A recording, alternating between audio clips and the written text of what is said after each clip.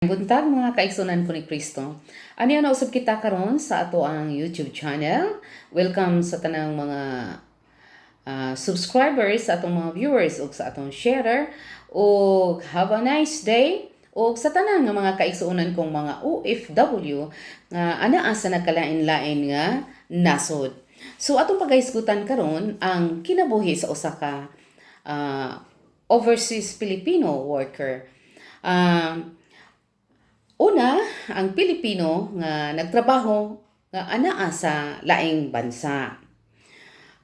Ang Pilipino nga citizenship nga nagpuyo sa laing nasod nga limited aron lang sa panarbaho. Ug gitawag kini og bag-ong ekonomiya nga bayani sa nasod. Ug dinhi mitubo og milambo ang atong ekonomiya sa Pilipinas. Ug ang mga OFW anaa ang mga pag-antos tungod nga maka-income o makahatag og maayong kailangan sa atong mga kabataan. So sunod anaa usab din ang marital conflict. Diha magsugod kay ang asawa gud og ang bana naglagyo. So dinha na ang mga arguments, mga kasuko, labi na maghisgot na bahin sa kwarta. Argue na, maghisgot na, tudluan na nga ang atong mga anak, mauna, diha na magsugod ang conflict sa bana o asawa. O anaan ang hatred. Sige na, imbes nga mag-istorya, pasalamat ta karon nga ang mga OFW karon dili na kayo lisod kay aduna na kitay high-tech or mutawag lang ta sa messenger. Pwede na, no? Maka-video call na ta sa atong mga minahal sa kinabuhi. Pero, anaa gayud ang hatred. Nga the more nga magsige mong istorya, the more nga anaa ang kasuko. Ngano kaha ni? Tungod ba kaha sa kalagyo sa magtiayon? O dinha mawala ang kalinaw diha sa atong panimalay. Kay imbis nga mag-istorya og unsay maayo, ang istoryahan ay noon, pulos na lalis. Pulos na mga negatibo. So, muna'y mahitabo. O ang mga parenting concern sa atong mga OFW nga makapalaisipan kaayo, huna-hunaon yun pag-ayo ang mga anak. Kung asa ng mga anak, kung nakakauna ba ang anak, kung maayo ba, o naa ba sa maayong mga kamot ang mga anak. So, palaisipan. So mura mao nang mawala gyud ang ato ang mga maayong panghuna-una tungod kay anaa kita mga negatibo tungod sa kalagyo. Liman ka pila ka milyon ang inyong kagilayon.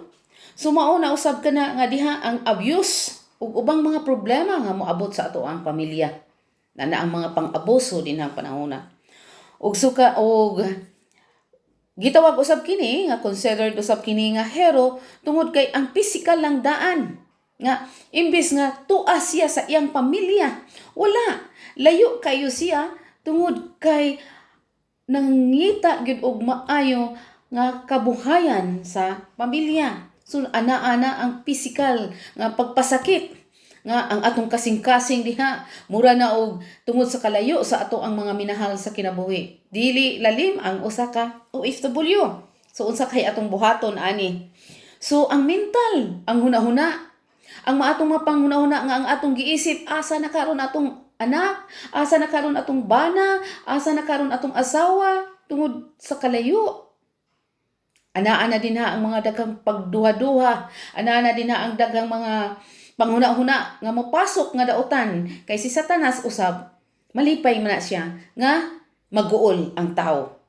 So diha pud sa social, sa panlipunan ato nang giantos daan kay kung moana ka sa laing nasod iba ang ilang tradisyon. Kung kita sa atong simbahan anaa nato ang Misa de Gallo, mga tradisyon panahon sa mahal nga adlaw, sa ubang nasod wala na. So, dinha padaan nag-antos na ta tungod kay ato na kining na sinati diha sa ato ang sa Pilipinas kung unsa kini kaimportante sa atong kinabuhi. So, ana-ana sab din ang emosyonal. ma-emosyonal na kaayta kay nga naman wag imong hunahuna nga gipaantos ko diri unya kamo diha ingon ana na ang ato ang mga panlantaw kung ikaw usa na ka OFW. So unsa may atong buhaton? Do you know where you going to? Do you like the things that life was showing you? Where are you going to? Do you know? So bilang usa ka OFW, need kaayo nato nga lig-on. Doon natay strength gikan sa Dios sa pag-atubang sa tanang mga problema nga moabot sa atong kinabuhi bilang OFW. Ato na nang dawaton og atong ihalad sa Ginoo og atong pangayoon sa Ginoo kanunay nga protektahan ang atong pamilya nga anaa sa Pilipinas. So, bilang OFW, ako sa una, wala gyud ko'y plano nga mamahimong overseas worker. Tungod kay ang akong gitan-aw ang akong mga anak nga gagmay pa.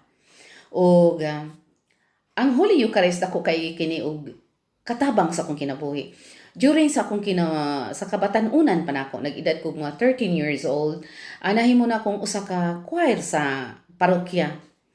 Sa usa ka parokya og dinha na involved mi kaayo sa mga buluhaton sa simbahan. So mao toy nakapalig-on. Nag-start diha sa pangidaron nga 13 years old. Pagkatapos naminyo o dito sa Jensan nagpuyo o pag-abot sa Jensan ang akong ig-agaw moingon abroad ako'y motabang nimo pero wa gyud sa akong una miingon ko seek ye first the kingdom of God and the rest it shall be added unto you kay miingon siya abroad kay para nga okay na ang imong pamuyo kay lisod man kaayo pero wala jud ko kay diha ko sa simbahan nakiglambikit ko sa simbahan nga nahimo akong usa ka opisyalis nahimo akong usa sa mag speaker bureau sa parokya so kato may nakahatag kana kog kalig-on nga ani wala akong masayod nga maabot ko diri sa Italia so miabot ang panahon nga miuli ko sa Bohol kay sa Jensan man ko nagpuyo uban sa akong pamilya lisod jud ang among panginabuhian mamaligya lang gud mi og mga kanang mga homemade, no? Syakoy, pan, bisag unsa. Basta kay mabuhi ang pamilya. Pero pertig yung lisura kay ang mga anak, mga nag-eskwela na. Tanan, pertig yung lisura. May abot nga, pertig yung lisura. O dihay time nga miingon nga paarion ko sa Italia. Pero andam na ang akong passport. Pero atong panahon na, akong passport, murag ako na lang ganitong murag gidisregard na lang or gineglect na nako ang passport kay murag dili wala lagi ko'y plano nga mo abroad tungod kay mas malipayon ko nga diha sa simbahan magserbisyo pero ang Dios dunay plano so wala ko kay balo do na gani ko'y problema sa akong health pag abot nako diri no wa jud ko nasayod ang Dios ang tanan nga pag check up nako walay nakita so mana bilang OFW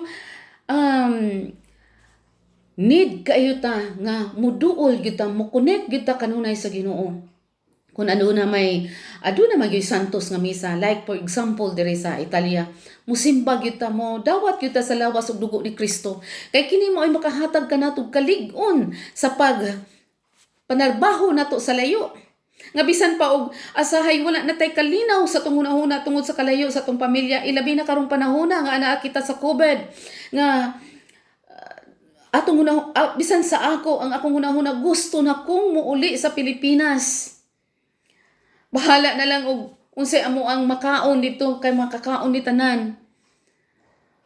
Pero tungod sa nahitabo nining COVID karon nga hassle kayo kung muuli giantos ang tanan. So unsa na lay among gihimo bilang mga OFW dili basta-basta ang OFW. O gipasinati ako sa Dios kay ako wala gyud ko nakuan ani mga OFW before. No? Pero gipa-experience ko sa Ginoo kung unsa di ay kining OFW mo nang ang uban daghang nga bungkag nga pamilya tungod sa kakulang sa pagkupot sa Dios ug pag-ila sa Dios. Kay kun anaa kita sa Dios bisag magkay na unsa pa ang atong pamilya unsay problemang moabot sa atong pamilya banded gihapon ta sa Ginoo bisan sa atong kalayo. So, nasinati nako karon ang kasakit, kapait di ay sa usa ka OFW nga malayo sa pamilya. Kay ang pinaka anindot sa imong kinabuhi nga uban ka sa imong pamilya. Bahalag simple lang ang atong kinabuhi. Pero tungod lagi kini usab kini kaplano sa Dios.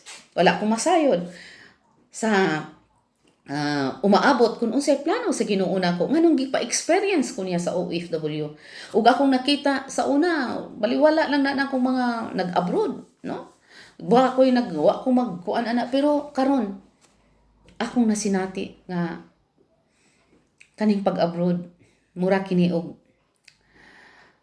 adunay dalan nga mga libaong, daghang problema nga moabot sa kinabuhi.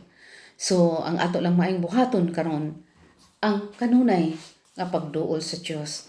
So nasayod kita sa panahon ni Moses nga gipakaon og mana o buntog ang mga taong gipanggutom. Apan pag-abot ni Kristo, mao kini ang ebanghelyo karong adlaw, akong napamati sa atong mga ubang mga kaparian o mga kaobispuhan nga kini ang Holy Eucharist, mao kini makahatag kanatog kalig-on. So mga kaigsuonan kong OFW, akong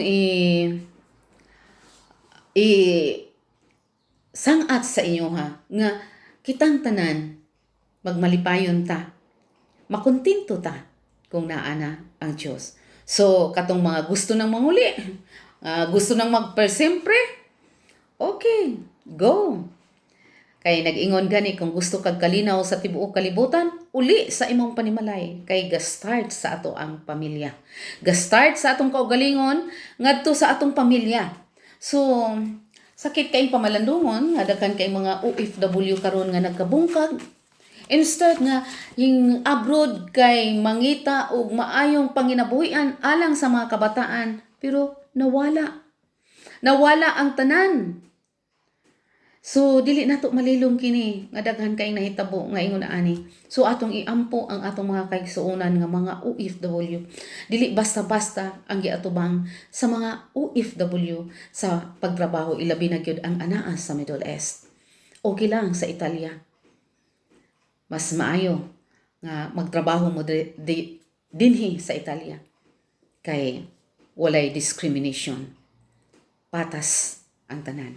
So mga kaigsuonan ko ni Kristo, atong paningkamutan bilang OFW nga musimba ta, mudawat ta sa lawas og dugo ni Kristo, kay kini mao ay makahatag kanatog kalig-on sa atong paglakbay, sa atong pagtrabaho sa nagkalain-laing nasod, lain-lain parte sa kalibutan. Kahit saang mundo ka man, bisag asa ka sa parte sa mundo, ang Dios anaa og nagauban kanunay kanato. Connect lang ta, dili lang kay sobra na kaayo ang ato ang kwarta, no? So mausab na sa akong kinabuhi karon, nakapamalandong ko mga kaigsuonan ko ni Kristo, dili importante ang kwarta, ang pinaka-importante ang atong pamilya, nga ana ang panaghiusa, ana ang pagminahalay, kay dinha nag-start sa pamilya ang maayong ug kalinaw sa tibuok kalibutan. So maayong buntag o daghan kaayong salamat mga kaigsuonan ko ni Kristo.